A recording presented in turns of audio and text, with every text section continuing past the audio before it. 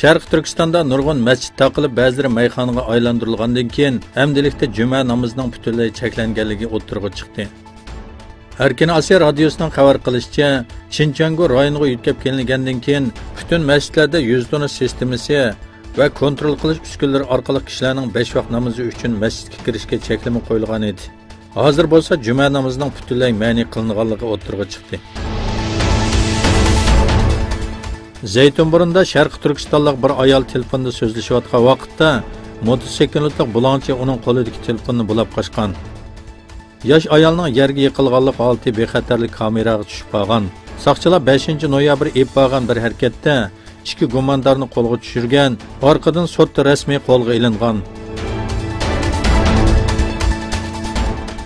Xitoy kommunistlari Qumul shahrida bir uqtirish chiqarib, atalmış terrorizm, bölgünchilik va asabiylik bilan zararlangan kishilarni o'zini ma'lum qilishga chaqirdi.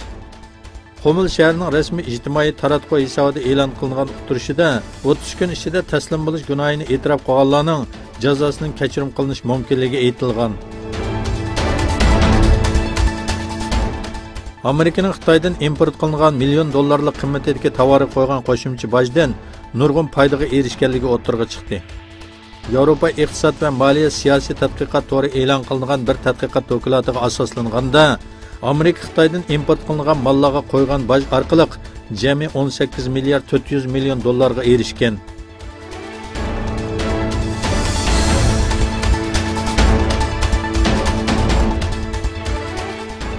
Xitoy kommunistlarining mablag' solgan filmlarining sonining eshishiga ergishib, Hollywoodda Xitoyni tanqid qiladigan yoki Xitoyga qarshi filmlarning ishlanishida zo'r ko'lamda azlab ketganligi o'ttirg'i chiqdi.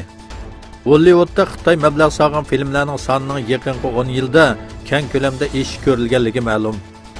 Bu ishning Xitoy askarlarining Tibetliklarga zulm qilinganligi haqidagi aytishlarga o'rin bergan Tibet 7 yil qatorliq filmlarning ishlanishiga to'sqinlik qilinganligi bildirildi.